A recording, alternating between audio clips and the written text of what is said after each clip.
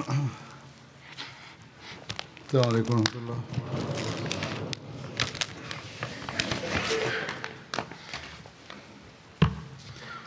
أشهد أن لا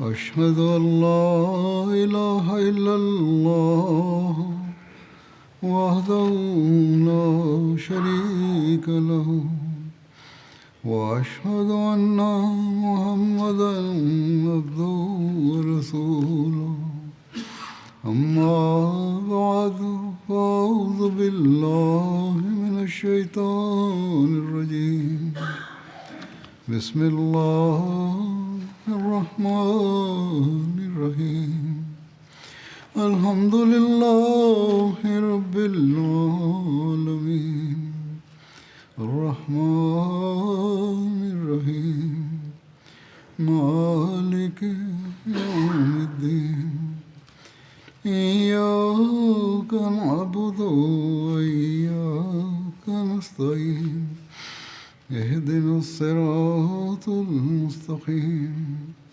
صراط الذين أنعمت عليهم غير المغضوب عليهم ولا الضالين.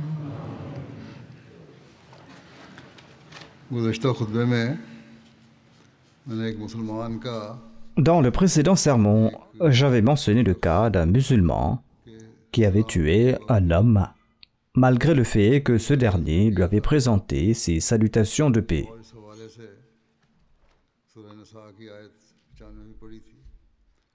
Et à ce propos, j'avais également cité le verset 95 de la sourate An-Nisa, qui mentionne que si quelqu'un vous salue, ne dites pas qu'il n'est pas croyant. इसकी वज़ीद तफसील में वहाँ बयान नहीं हुई थी. तफसील में यही है Des détails supplémentaires n'avaient pas été fournis à ce moment-là. कि हज़रत रसूल सल्लल्लाहु अलैहि वसल्लम ने रोका. J'en ai mentionné incidemment, le saint prophète Mohammed paix soit lui avait interdit pareille action, mais il est aussi dit qu'il avait exprimé une extrême colère à l'égard de cette personne qui avait commis cet acte, et il a éloigné cet homme de lui. Selon certains récits, il aurait même prié contre lui. क्योंकि इस मकतूल En tout cas, le saint prophète paix soit lui en était fort peiné. इनकी तरफ से L'affaire du talion de cette personne tuée avait été présentée au saint prophète Mohammed paix soit lui par ses proches après la bataille de Hunayn. उस मौके पर C'est pourquoi j'en mentionnerai les détails à ce moment-là, Inch'Allah. En tout cas, le saint prophète Mohammed sallallahu alayhi wa sallam a considéré cela comme un crime odieux. कि आजकल के मुल्ला हैं पाकिस्तान में Si seulement les mollahs du Pakistan d'aujourd'hui, ठेकेदार ces prétendus protecteurs de la religion, और अहमदियों pouvaient comprendre ce point जिससे वो बाज आए et cesser la persécution qu'ils font subir aux Ahmadis afin de se protéger de la colère d'Allah. En tout cas, dans le cadre de ces récits sur les expéditions militaires, je vais parler de la conquête de la Mecque, conquête qui a eu lieu en l'an 8 de l'Hégire. इस गज़वे On appelle cette bataille la Grande Victoire. ये गज़वा Cette bataille a eu lieu au cours du Ramadan de l'an 8 de l'Hégire, comme je l'ai dit. इसकी बिशारत अल्लाह ताला C'est la grande victoire dont Allah avait annoncé la bonne nouvelle. ने जौक तर जौक लोग इस्लाम में दाखिल Et grâce à elle, les gens sont entrés en masse dans l'islam. मुस्लिम मऊद रज़ियल्लाहु अन्हु Hadrat Muslim Maud radhiyallahu anhu mentionne la prophétie de la conquête de la Mecque en référence au Saint-Coran. रब्बे अदखिलनी Il cite ce verset وَقُلَ رَبِّ أَدْخِلْنِي مُدْخَلَ صِدْقٍ وَأَخْرِجْنِي مُخْرَجَ صِدْقٍ وَاجْعَل لِّي مِن لَّدُنكَ سُلْطَانًا نَصِيرًا. मुझे इस शहर यानी मक्के में नेक तौर पर दाखिल किया. C'est-à-dire, et dit, ô mon Seigneur, fais-moi entrer dans cette ville, c'est-à-dire la Mecque, d'une bonne manière, c'est-à-dire après l'émigration, accorde-moi la victoire et la domination, et fais-moi sortir de cette ville en toute sécurité, c'est-à-dire au moment de l'exil, et envoie-moi de toi-même les moyens de triomphe et d'aide. Ceci est le verset qui a été révélé dans la sourate Bani Israël avant l'Hégire, et dans lequel l'exil et ensuite la conquête de la Mecque ont été annoncés. Dans la sourate Al-Fath, l'annonce de la conquête de la Mecque a été ainsi présentée. لقد رضي الله عن المؤمنين إذ يبايعونك تحت الشجرة فعلم ما في قلوبهم فأنزل السكينة عليهم وأثابهم فتحا قريبا. Certes, Allah a agréé les croyants lorsqu'ils t'ont prêté serment d'allégeance sous l'arbre. Il sait ce qu'il y a dans leur cœur. Il a donc fait descendre sur eux la sérénité et il leur a accordé une conquête proche. La vérité est que le jour où le saint prophète Mohammed sallallahu alayhi wa sallam a émigré de la Mecque, Allah le Tout-Puissant lui a annoncé la bonne nouvelle ce même jour que « Ne t'afflige pas, un jour je te ramènerai à cet endroit ». D'ailleurs, il est mentionné qu'un verset a été révélé pendant l'émigration. « Inna alladhina farada alayka al-Qur'ana la ra'duka ila ma'ad »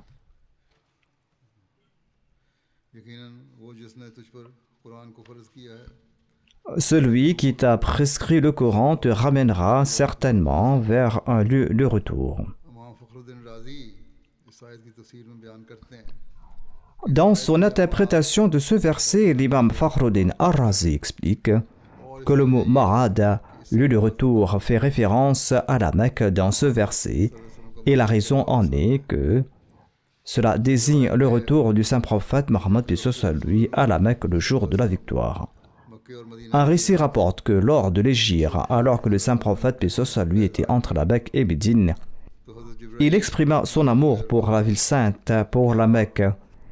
L'ange Gabriel est descendu et a déclaré « Est-ce que vous chérissez votre pays et votre lieu de naissance ?» Il a répondu « Oui ».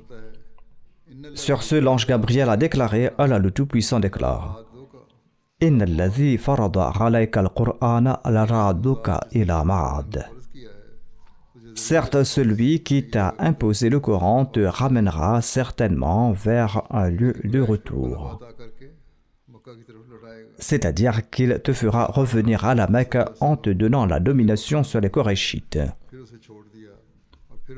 Étant donné que le saint prophète Mohammed lui était présent à la Mecque et qu'il l'a ensuite quitté et qu'il est retourné, cela ne peut s'appliquer à un autre endroit qu'à la Mecque. Selon les chercheurs, cette prophétie du Saint-Coran est une preuve de la prophétie du saint prophète Mohammed sallallahu alayhi wa sallam. Car le saint prophète, paix soit sur lui, a annoncé une nouvelle de l'invisible de la part de Dieu, et il s'est produit exactement comme il l'avait annoncé.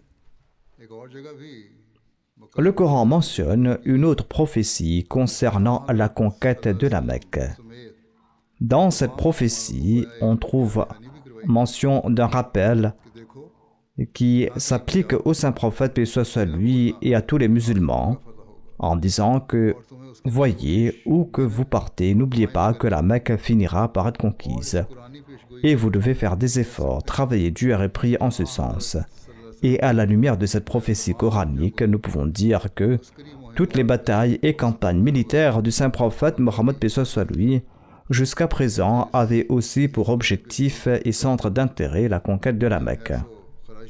Hadrat Muslim Maud a commenté sur le verset suivant de la sourate Al-Baqarah qui évoque cette grande prophétie coranique où il est dit « Wa min haythu kharajta fawalli wajhaka shatara al-masjidil haram » Il commente à ce propos, il est dit que « Wa min haythu kharajta » a été commenté ainsi par les exégètes que « Et d'où que tu sortes » ou où que vous soyez, dans n'importe quelle situation, tournez-vous vers la mosquée sacrée.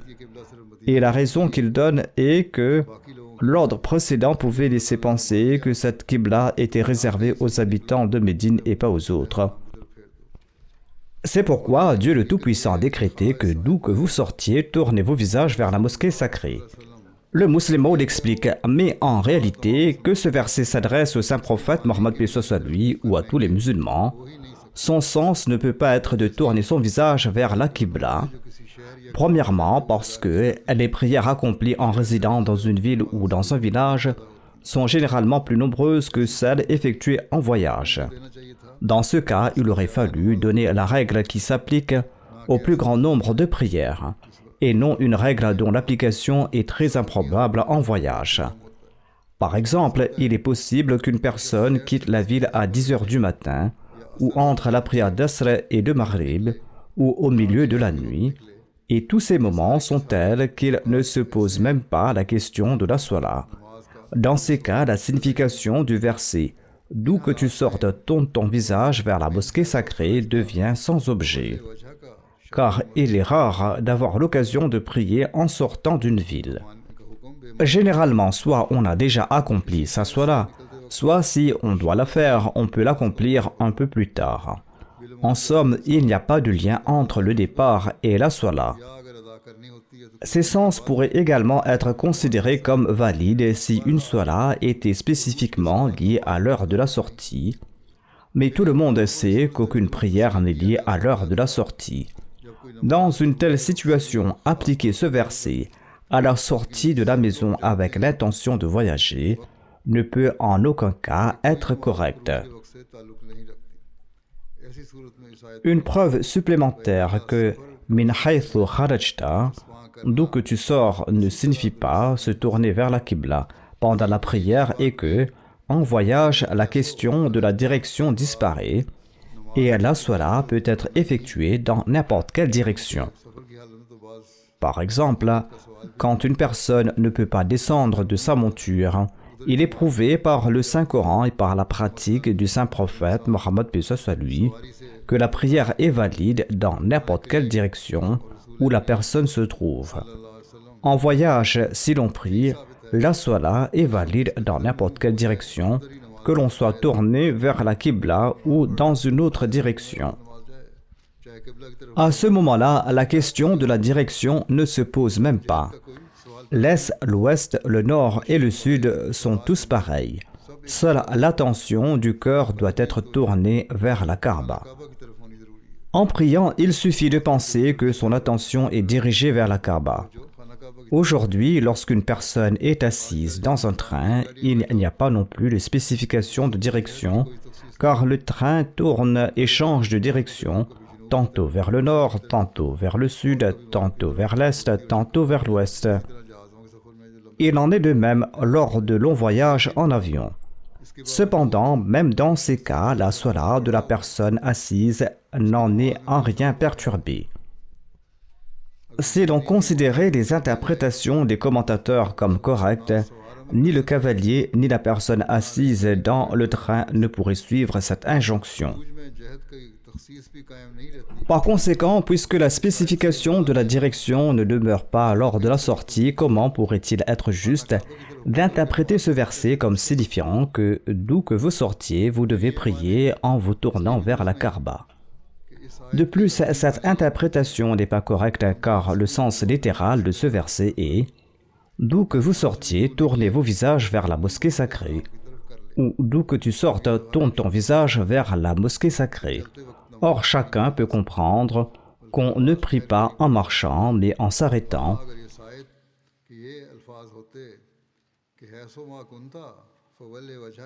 Si les mots de ce verset avaient été « Haythuma kunta fawalli wajhaka shatr al-masjid al-haram » ou que tu sois, tourne ton visage vers la mosquée sacrée, alors ce sens aurait pu être correct.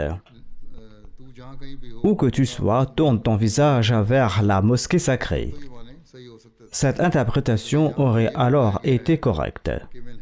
Mais il est dit ici « Wa min haythu kharajta fawalli wajhaka shatr al-masjid al-haram » c'est-à-dire « Ô Mohammed » ou « Ô musulmans », d'où que vous sortiez, tournez vos visages vers la mosquée sacrée. Il est clair que la prière ne s'effectue pas au moment de la sortie, mais lorsqu'on se trouve à un endroit précis. Il est donc clair qu'interpréter cela comme dans le sens de la Salat n'est en aucun cas correct. Les commentateurs affirment que si le lien entre la Salat et le fait de sortir n'est pas admis, alors une contradiction est inévitable, ce qui est également faux.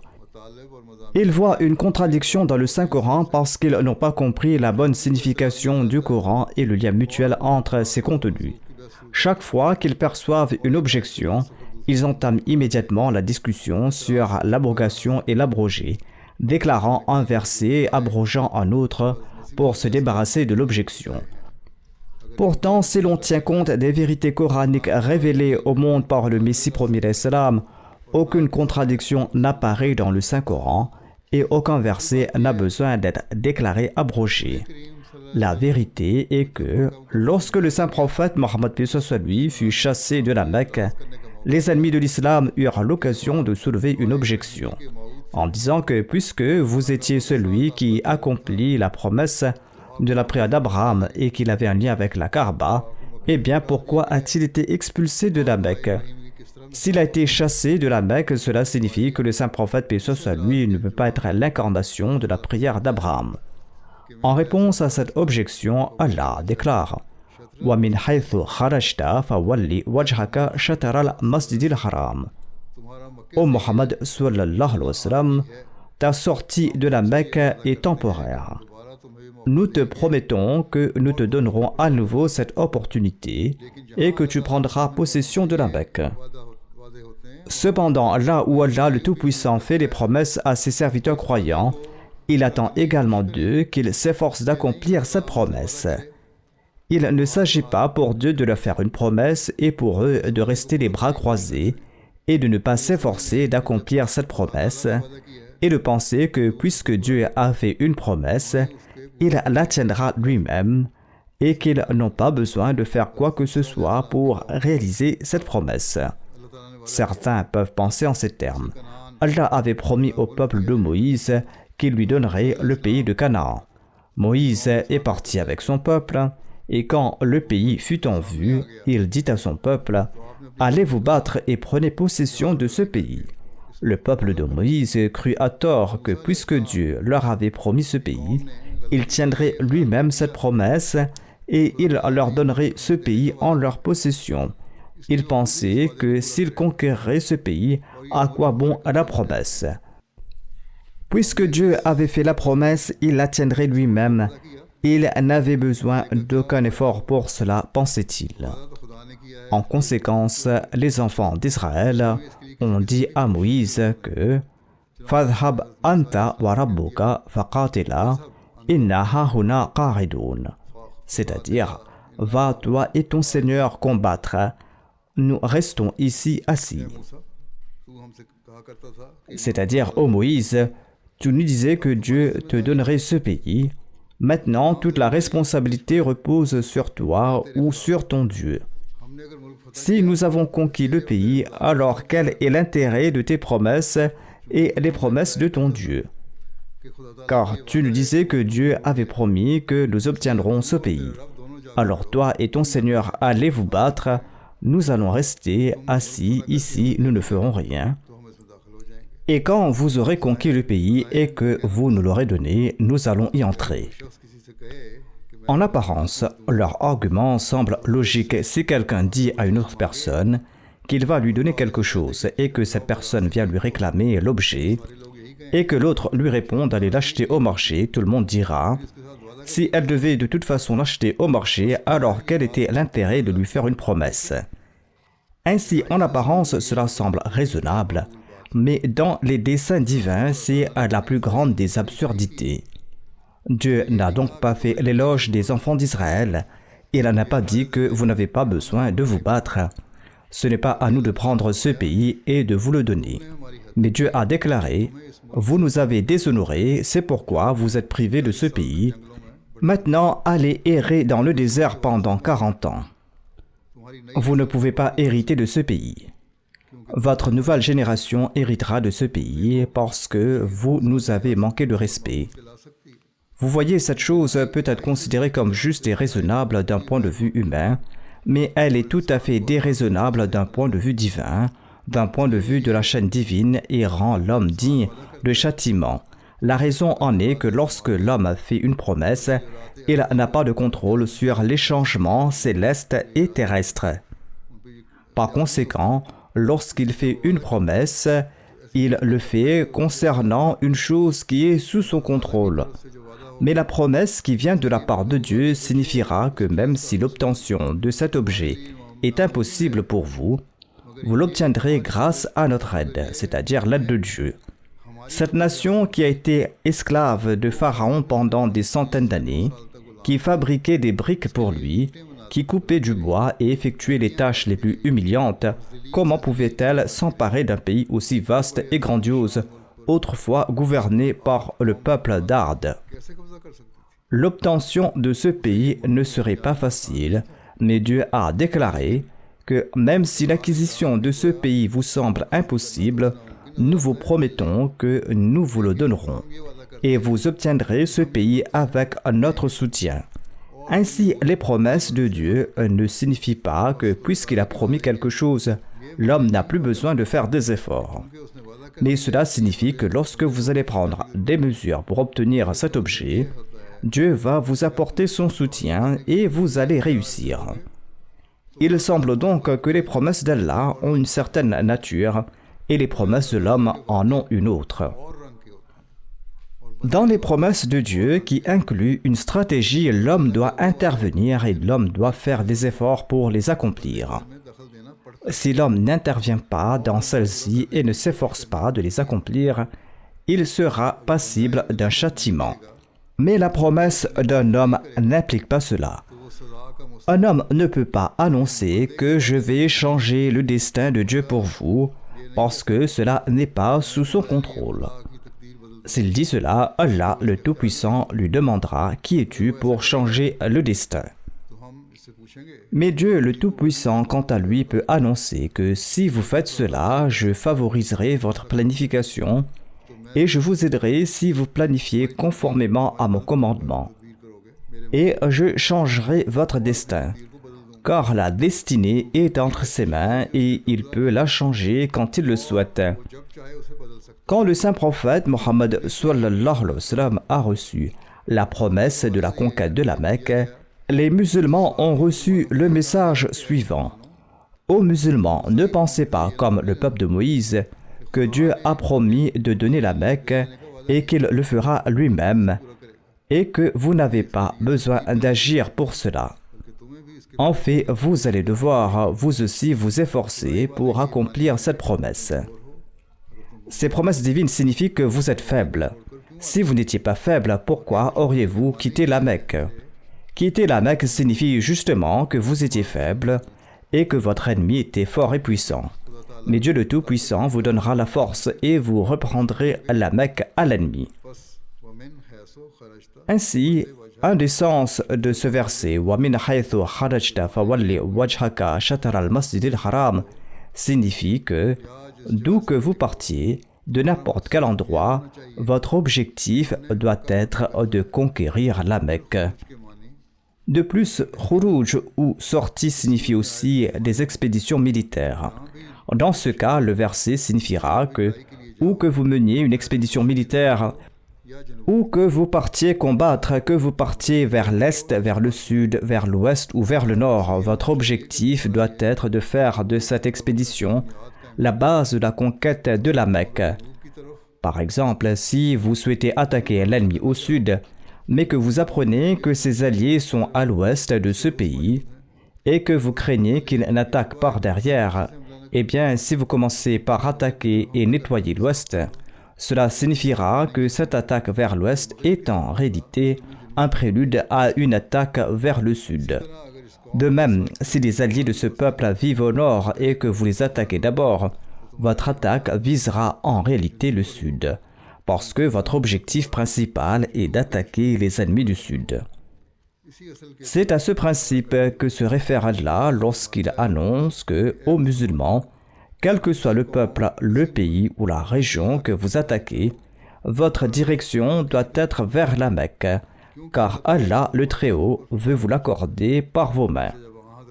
Ainsi, lorsque nous examinons les batailles menées par le saint prophète Mohammed lui, nous constatons que cette dimension y est particulièrement présente. Et le but de toutes ces batailles était au plus haut point la conquête de la Mecque. Là où, dans une bataille, il voyait que cet objectif était en train de s'éloigner, ou concernant un peuple dont il pensait que le combattre retarderait la conquête de la Mecque, ils choisissaient le silence et la discrétion malgré les incitations. Ainsi, plusieurs peuples se sont soulevés pour affronter le saint prophète Mohammed paix soit lui. Ils l'ont provoqué, mais le saint prophète paix soit lui ont toujours fait preuve d'indulgence. Cependant, lorsqu'un peuple s'est levé dont la défaite pouvait mener à la conquête de la Mecque, il a assurément combattu contre ce peuple. Si l'on examine toutes les batailles islamiques, on va constater qu'elles ont toutes un caractère stratégique. En particulier, toutes les batailles qui ont lieu avant la conquête de la Mecque avaient pour seul objectif de préparer le terrain pour cette conquête. Si le sens de ce verset était que vous devez tourner votre visage vers la Qibla où que vous soyez sorti, alors comme cela a déjà été expliqué, les mots « min haythu kharajta » d'où que tu sortes ne figureraient pas dans ce verset. À la place de ces mots, il y aurait plutôt « où que vous soyez, tournez votre visage vers la Qibla ». Pour se tourner vers la Qibla, il aurait fallu les mots « où que vous soyez » et non « d'où que vous sortiez ». Tournez votre visage vers la Qibla, parce que les gens ne font pas la prière lorsqu'ils sortent d'un lieu. En sortant d'un lieu, les gens se mettent en marche. Ce verset n'a donc aucun lien avec l'accomplissement des prières. Son unique signification est d'où que tu sortes d'un lieu orienté vers l'est, vers l'ouest, vers le nord ou vers le sud. Ton visage doit toujours être tourné vers la Mecque, c'est-à-dire ton attention, tes pensées et ton esprit doivent uniquement être concentrés sur la conquête de la Mecque et là établir l'islam et soumettre toute l'Arabie à son influence. Le mot « wujuh » peut également signifier « attention ». Donc cela signifie que vous ne devez avoir qu'un seul objectif, notamment conquérir la Kaaba et en faire le centre de l'islam. Parce que tant que l'islam ne s'est pas répandu à la Mecque, tant que la Mecque n'est pas sous le contrôle des musulmans, le reste de l'Arabie ne peut pas devenir musulman. C'était le programme qui était assigné aux musulmans et il ne fait aucun doute que ce programme dépassait de loin leurs forces. Certes, le gouvernement arabe n'était pas un gouvernement organisé. Mais ce n'était pas non plus un État fragmenté en de petits dirigeants rivaux. Différents rois entretenaient des relations avec l'État arabe et concluaient des traités avec l'Arabie. De même, la Mecque, bien que n'étant pas entièrement organisée, était néanmoins la capitale d'un pays dont la population s'élevait entre 1 500 000 et 2 millions d'individus. Tous les regards des tribus environnantes se tournaient vers la Mecque et ces tribus considéraient les décisions de la Mecque et ses ordres comme obligatoires. De plus, c'était aussi une très grande ville pour son époque. Sa population s'élevait à 15 ou 16 000 habitants.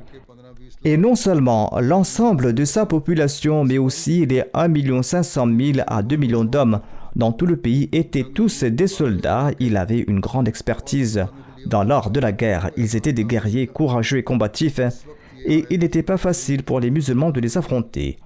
Au moment où ce verset a été révélé au saint prophète Mohammed paix soit lui, il n'y avait que 400 ou 500 soldats parmi les musulmans. Au maximum, il y avait 1000 hommes, et en comptant les femmes et les enfants, leur nombre total s'élevait à 11 à 12 000. Il n'y avait pas plus de musulmans que cela, et leur puissance militaire était de toute façon insignifiante. Mais dans cette situation, alors que les musulmans étaient très faibles et que leur nombre n'avait aucune proportion avec celui des infidèles, alors qu'ils n'avaient aucun équipement de combat et que leur puissance militaire n'était rien comparée à celle des mécréants, Allah lance un défi aux infidèles de la Mecque en disant que ces musulmans, bien qu'ils vous apparaissent peu nombreux pour le moment, bien qu'ils vous semblent faibles et impuissants, ce sont eux qui un jour vont conquérir votre pays. Et ils vont s'emparer de votre capitale, et ils y obtiendront une telle domination qu'ils vont y appliquer les préceptes de l'islam, et ils vont effacer complètement la mécréance de la terre d'Arabie. Cette affirmation était une folie compte tenu de l'état des musulmans, et de plus, cette affirmation n'était pas limitée à une région spécifique, mais son impact était de plus en plus large, car non seulement elle prophétisait la conquête de la Mecque, non seulement elle annonçait la domination sur l'Arabie, mais elle défiait aussi le christianisme et défiait le judaïsme, elle défiait le zoroastrisme et elle annonçait avec force et vigueur que l'islam vaincrait toutes ces religions et dominera dans le monde entier. Cette affirmation était une folie, une pure folie. C'est pourquoi les kuffars qualifiaient le saint prophète Mohammed sallallahu alayhi wa sallam de fou, que Dieu nous en préserve. Et ils considéraient aussi ses compagnons comme fous parce qu'ils faisaient une déclaration dont ils ne voyaient aucune raison de se réaliser dans ce monde matériel. Mais la vérité est que tant que cet état n'est pas né en chaque être humain pour des actions extraordinaires, un état que la médecine appelle parfois la monomanie, c'est-à-dire se concentrer uniquement et exclusivement sur un seul objectif, tant qu'on n'oublie pas tous les autres objectifs, tant qu'il n'y a pas en cette personne une agitation mentale et une impatience constante, et tant qu'une sorte de folie ne naît pas en lui pour des actions extraordinaires, il ne pourra jamais réussir dans ses actions. Le Coran attire l'attention sur cela dans ce verset, en disant que vous devez oublier les autres objectifs et vous devez avoir en tête qu'un seul objectif, notamment que nous devons conquérir la Mecque pour l'islam. Tant que ce centre et cette forteresse ne seront pas entre vos mains, vous ne pourrez pas dominer toute l'Arabie et le monde entier. Ici, une question se pose. Pourquoi Dieu a-t-il déclaré « D'où que vous sortiez, vous devez tourner votre attention vers la mosquée sacrée » et non pas de quelque côté que vous attaquez, vous devez tourner votre attention vers la mosquée sacrée. La réponse est que dès le moment de la sortie, on décide quel est l'objectif de cette attaque. On ne commence pas une bataille pour réfléchir par la suite à son but. Par conséquent, puisque le but ici était d'attirer l'attention sur l'objectif de la conquête de la Mecque, il est dit ici dans ce verset que lorsque vous sortez, vérifiez quel sera l'impact de cette bataille sur la conquête de la Mecque. Si cette bataille ne contribue pas à la conquête de la Mecque, abandonnez-la. Mais il ne faut pas en déduire que l'islam autorise à ses adeptes de mener une guerre d'agression, car l'histoire prouve que les batailles menées contre les infidèles avaient déjà débuté avant la révélation de ces versets. Il faut également se souvenir que l'expression « min haythu kharajta » s'adresse uniquement au saint prophète Mohammed sallallahu alayhi wa sallam. Et la raison en est qu'après le saint prophète Mohammed paix soit lui, le besoin de conquête de la Mecque de cette manière ne devait plus exister, car après lui, la Mecque ne devait plus être attaquée, mais la Mecque sera entièrement sous le contrôle des musulmans. On dirait qu'il y a une prédiction pour l'avenir selon laquelle il n'y aura pas de nouvelle conquête physique de la Mecque, car un groupe actif sera déjà créé pour maintenir la grandeur de la Mecque, et la Mecque sera toujours sous le contrôle des musulmans. Cette introduction et cette préface sont nécessaires ici parce que je vais évoquer les événements de la conquête de la Mecque, et on va comprendre cette conquête dans ce contexte et avec cet arrière-plan. J'expliquerai le reste à l'avenir, Inch'Allah. Je mentionnerai maintenant un martyr et je vais diriger sa prière funéraire après la Salat de Jumma. Il s'agit du vénéré Dr Cheikh Mohamed Mahmoud Saheb. Il était le fils de Cheikh Mubashir Ahmad Saheb Delvi. Il a été assassiné par fusillade le 16 mai dernier par un ennemi de l'Ahmadiyya. Inna lillahi wa inna ilayhi raji'un. Les détails du jour de l'incident rapportent que le docteur Saheb s'était rendu à l'hôpital Fatima de Sargodha où il exerçait. Il était parti avec sa famille après avoir accompli la prière du vendredi. En entrant à l'hôpital, il traversait l'accueil et se dirigeait vers sa chambre dans le couloir en face des urgences, lorsqu'un inconnu qui le suivait a sorti un pistolet d'un sac de course et a tiré dans son dos. Le défunt a été touché par 2 balles qui l'ont transpercé. Il a été immédiatement emmené à l'hôpital civil, mais le vénérable docteur a succombé à ses blessures et il est tombé en martyr. Inna lillahi wa inna ilayhi raji'un.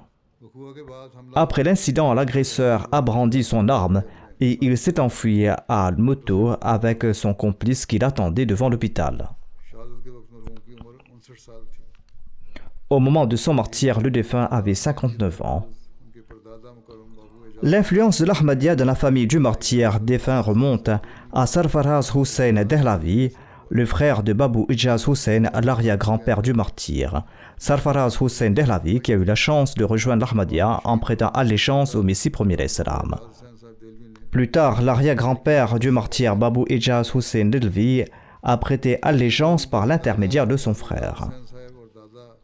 L'arrière-grand-père du martyr Babou Ijaz Hussein et son grand-père Babou Nazir Ahmad ont tous deux eu la chance de servir successivement en tant qu'émir de la Jamaat Ahmadiyya de Delhi. Le martyr a obtenu son FSC au FC College de Lahore, puis a été admis au Rawalpindi Medical College, où il a obtenu son diplôme de MBBS en 1990. Après son MBBS, il a réussi l'examen de la commission de la fonction publique du Punjab. Il a travaillé pendant 4 ans au Service Hospital et au Jinnah Hospital de Lahore. En 1998, il a obtenu son adhésion au Royal College of Physicians du Royaume-Uni et en 2021, il a été honoré d'une bourse de cet établissement. Le martyr a déménagé à Sargodha en 2001. Le service à l'humanité était un aspect important de la décision de s'installer à Sargodha. Il était le premier spécialiste des maladies du foie et du système digestif du district de Sargodha. Il a rejoint un hôpital privé à Sargodha, dont le propriétaire avait de très bonnes relations avec le docteur, mais il avait un passé politique. En 2018, le propriétaire de cet hôpital a pris part aux élections de l'Assemblée nationale. Étant un homme politique, les religieux l'ont menacé. Le propriétaire de l'hôpital a donc dit au défunt de quitter l'hôpital, que c'était là une contrainte de sa part et qu'il ne pouvait plus travailler avec lui. Quoi qu'il en soit, le défunt a quitté cet hôpital et il a rejoint un autre hôpital. Ensuite, depuis qu'il a déménagé à Sargodha en 2001, il donnait régulièrement de son temps à l'hôpital Fazli Omar Arabwa en tant que médecin visiteur. Et Allah le Tout-Puissant avait mis la guérison entre ses mains et de nombreux patients bénéficiaient de ses soins. Outre son savoir profane, il avait aussi une grande connaissance religieuse et il avait une vaste connaissance du Saint-Coran, des commentaires, des ouvrages du Rouhani Khazain et d'autres publications de la Jamaat, ainsi que des livres traitant des controverses. Le martyr a eu l'opportunité de servir en tant que vice-émir du district de Sargodha. Après la création de l'association médicale, il en était membre et en 2024, il a été nommé vice-président, assistant et président du chapitre de Sargodha. Le défunt souffrait d'un cancer depuis 3 ans, mais malgré cela, il a toujours accordé la priorité à la maladie des autres sur la sienne et il était toujours prêt à servir. L'empathie et l'amour envers les patients ainsi que le traitement gratuit des nécessiteux étaient des traits distinctifs du défunt. Outre le traitement gratuit, il donnait aux patients nécessiteux de quoi payer leur voyage de retour et il finançait même certains examens. Comme mentionné précédemment, il était le premier spécialiste des maladies du foie et de l'estomac du district de Sargodha. Il aidait discrètement les jeunes filles issues de familles modestes à se marier et il les aidait de manière significative.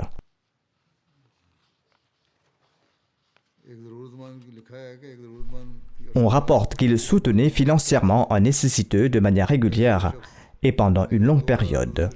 Au début, cet homme venait 1 ou 2 fois par mois, puis il a commencé à venir tous les 2 ou 3 jours, mais le médecin n'a cessé de l'aider. Un jour, le nécessiteux a peut-être insisté sur quelque chose. Et le défunt, qui d'habitude ne se fâchait pas et était très compatissant, a peut-être prononcé quelques paroles dures. Mais sa nature douce et sa bonté l'ont empêché de dormir et il est demeuré inquiet toute la nuit, se demandant pourquoi il lui avait parlé durement. Le lendemain, il a fait venir cette personne, s'est excusé et lui a offert une grosse somme d'argent comme aide financière. Le défunt avait un lien d'affection avec les anciens de la communauté. En cas de besoin, il se rendait spécialement à Arabwa pour examiner les patients et pour prescrire des traitements. La mère du martyr Amtul Hay Sahiba relate que le défunt respectait énormément ses parents. Il les respectait tellement qu'il n'y avait aucun besoin qu'il ne comblait sans qu'on le lui demande. Nous n'avons jamais rien demandé, mais il satisfaisait tous nos besoins. Il possédait d'innombrables qualités depuis son enfance et ne se consacrait qu'à son travail, et il avait un grand amour pour le califat. Il prenait grand soin des pauvres et des malades. Il tenait une comptabilité précise de toutes ses transactions financières et il maintenait l'unité au sein de sa famille. Son épouse Noor Sahiba relate qu'il exhortait ses enfants à s'impliquer dans le système de la communauté. Il vouait une dévotion passionnée au califat et il écoutait régulièrement les sermons dont il notait les points importants dans son agenda. Rares sont ceux qui agissent ainsi, même parmi les Waqifin et Zindagi. Il notait les points des sermons pour qu'ils soient utiles. Son versement des contributions était également exemplaire. Au moment de son martyre, ses cotisations pour le fonds d'Al-Wasiya étaient à jour jusqu'en 2025. Un de ses fils est le docteur Basir. Le défunt a 4 enfants, 2 fils et 2 filles. Un de ses fils est médecin et il dit que son père lui conseille toujours d'être lié au califat. Une de ses filles se nomme Saïma, elle relate que notre père était très affectueux. Le jour de mon mariage, il m'a donné ce conseil. Mon enfant, lorsque tu te rendras chez tes beaux-parents, reste toujours attaché à la communauté. Si jamais l'honneur de servir à la communauté se présente, ne refuse jamais. En général, dit-elle, mon père trouvait toujours un aspect de service communautaire même dans les activités courantes.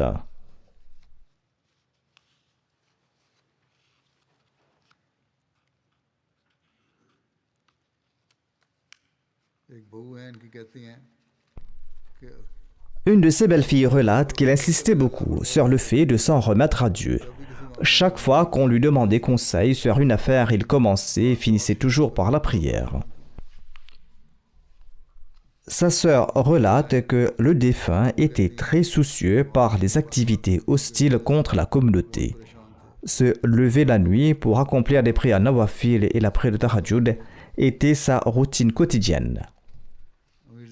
Khalid Mahmoud Saheb, l'émir du district de Sargodha, déclare que le défunt était un sauveur pour les pauvres et un grand homme. Outre le fait d'être bénéfique aux gens, l'humilité et la modestie étaient des qualités marquantes du défunt. Il remboursait souvent les honoraires aux patients pauvres. La participation au sacrifice collectif de la Jamaat était également un trait notable du défunt. En plus du paiement de ses contributions conformément aux engagements, il apportait une aide particulière en matière des dons supplémentaires et il avait un grand respect pour les responsables de la Jamaat. Zubair Saheb, le Murabbi de Sargodha, déclare: notre bien-aimé serviteur de l'humanité, incarnation de la compassion et de la pitié, sauveur de millions, fervent défenseur du califat, ange incarné, nous a quittés. Le martyr était un homme humble, chaque aspect de sa vie était exemplaire. Chaque fois qu'un responsable ou un Waqf Zindagi venait le voir, il se levait de sa chaise et l'accompagnait jusqu'à la porte au moment de son départ. On raconte que lorsqu'on a attiré son attention sur le fait que la situation était mauvaise et qu'il devrait engager un garde du corps ou un assistant pour assurer sa sécurité, il répondait toujours qu'il pouvait engager un garde ou un assistant pour assurer sa sécurité, mais qu'il ne supporterait pas que quelqu'un d'autre perde la vie à cause de lui si Dieu nous en préserve, quelqu'un venait pour le tuer.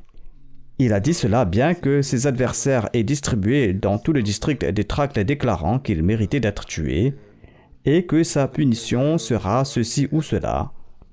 Mais le défunt ne s'en est jamais soucié.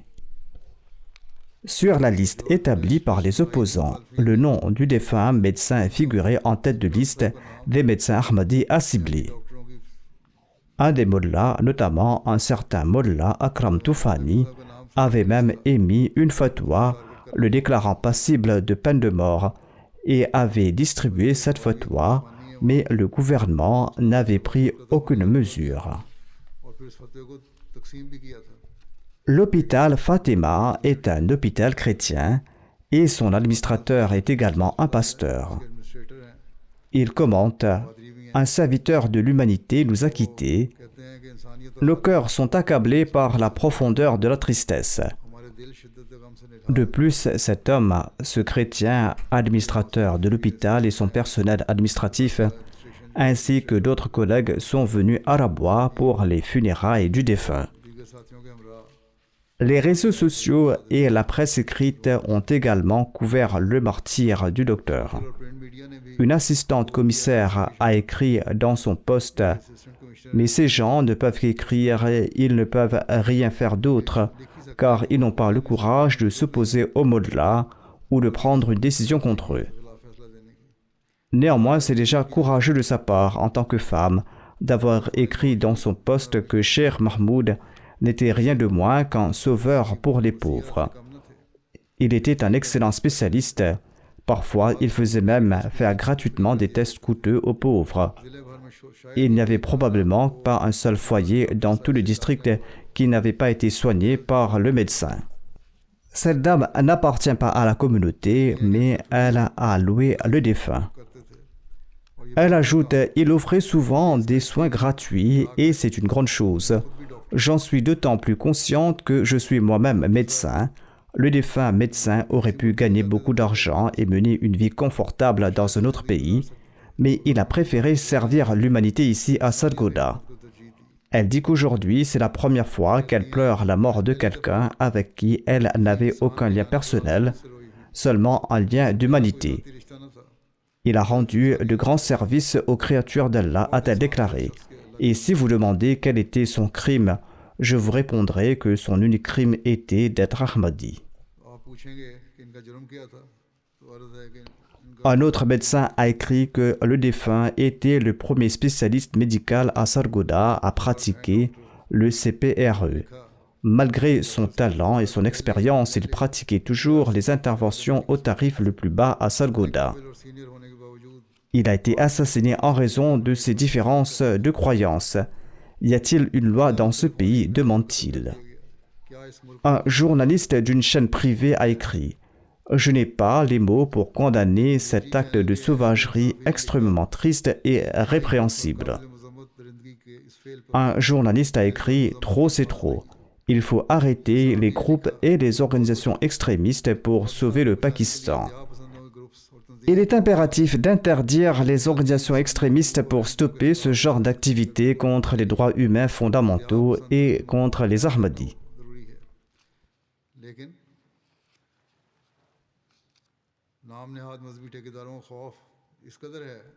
Mais la peur de ces soi-disant gardiens de la religion est telle que le gouvernement est impuissant. Les forces de l'ordre sont également impuissantes, tout comme les tribunaux.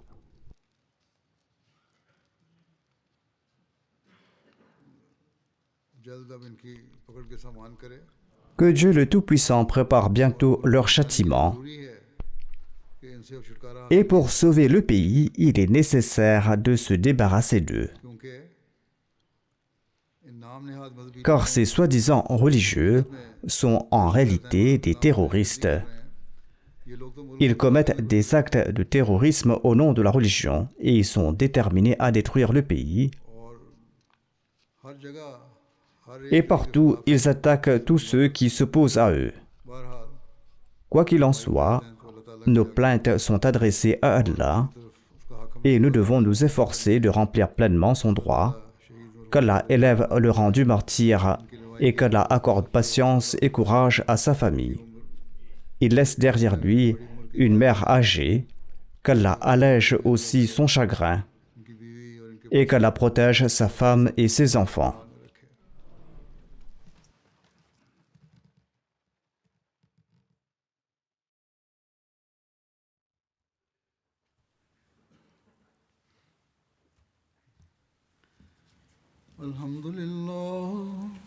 الحمد لله نحمده ونستعينه ونستغفره ونؤمن به ونتوكل عليه ونعوذ بالله من شرور أنفسنا ومن سيئات أعمالنا من يهده الله فلا مضل له ومن يضلله فلا هادي له ونشهد أن لا إله إلا الله ونشهد أن محمدا عبده ورسوله عباد الله رحمكم الله إن الله يأمر بالعدل والإحسان وإيتاء ذي القربى وينهى عن الفحشاء